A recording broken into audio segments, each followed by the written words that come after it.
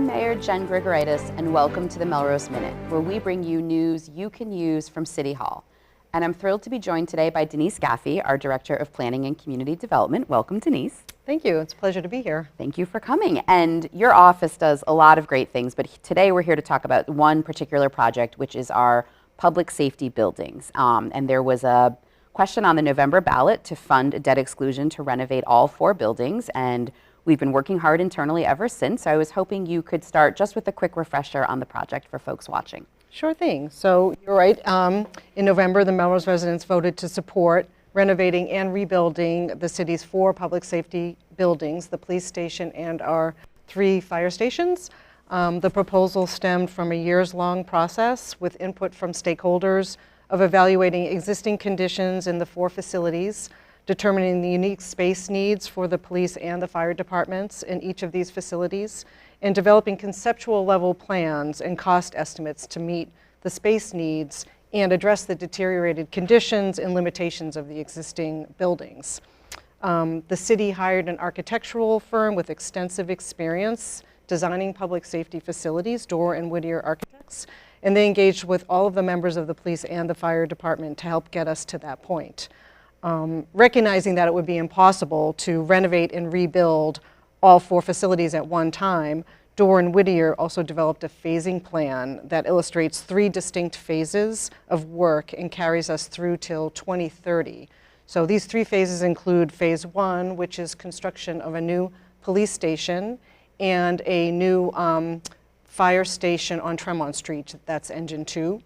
And then the second phase is renovating and building an addition onto the central fire station on Main Street. And then phase 3 is construction of a new facility at engine 3, which is the fire station on East Foster Street. Over on the east side. Right. Great. So it was really exciting to get that vote of support from the residents of Melrose. And this is going to be a significant undertaking. So it seems like we have a great foundation in place to address these buildings. Can you talk about what's been happening at City Hall since November to kind of move forward with this project? Sure. So since the election, we've been gearing up for the launch of this project by working towards putting a solid management team in place. And there are several pieces to that.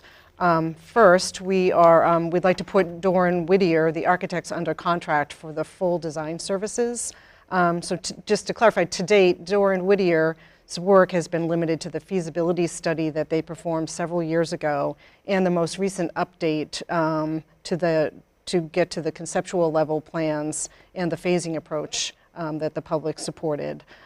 We've been really pleased with the work of Dorr and Whittier and have sought and received confirmation that we can continue to work with them on future phases. So we're actively working on preparing a contract amendment for full design services so that we can have Dorr and Whittier under agreement once the City Council authorizes the first round of funding. And I know we're going to talk about that in a few minutes. Yes, we are. Secondly, we are recruiting a project manager to coordinate all of the aspects of this project. It goes without saying that the city has not undertaken an initiative that's this complex and with this many moving parts in anyone's memory.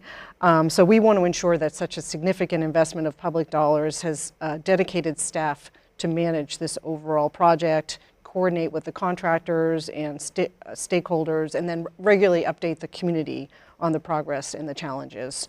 So we're looking for somebody with a very high level of construction management training and experience.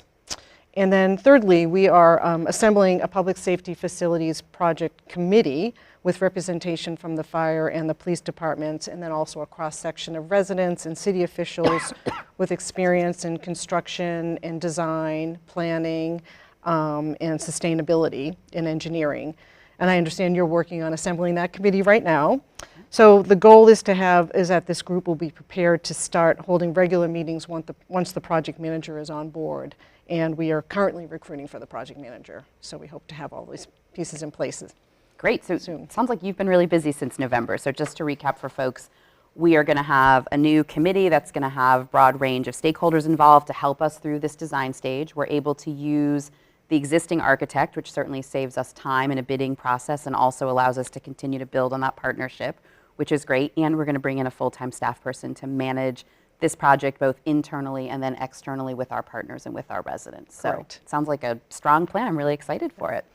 You did mention going to the City Council for a funding authorization, and I'm really glad you mentioned that because I think there can be some confusion in the public about the role of the council as it relates to this project. Obviously, they voted to put the request on the ballot. I was on the council at the time, but their role continues even with the voters' approval. Can you talk a little bit about what that looks like? Absolutely. So yes, the residents, while they voted to incur the debt required to pay for the repairs and the replacement of the public safety facilities, we still need to receive approval from the City Council to authorize the funding for each bond issuance. And that will correlate with each of the 3 phases of the project that I mentioned earlier. So, for example, we're currently preparing to send to the Council a funding authorization to kickstart this first phase of the project, to provide the funding that we need to hire the project manager, to sign the contract with the architectural firm, Doran Whittier, and to pay the architects and their consultants to advance the design to the point where we have a construction level cost estimate. So once we have the construction level estimate, we will seek another funding authorization for the construction of phase 1 and then simultaneously the design of phase 2, that can be done in conjunction with the phase 1 construction. So, and so on and so on. So we will be doing that, going back to the council and for subsequent phases as well. Okay, good to know that we will be regular presence before the council on this project. So 3 phases all the way to 2030, which feels like a long time away, but can you talk a little bit about the timing for phase 1 and what will be hopefully accomplished in that first phase? Yes, so we anticipate that the funding authorization will be approved early in the month of May, and then the architects can then begin to advance the design for the 2 phase 1 buildings, the police station and Engine 2 on Tremont Street.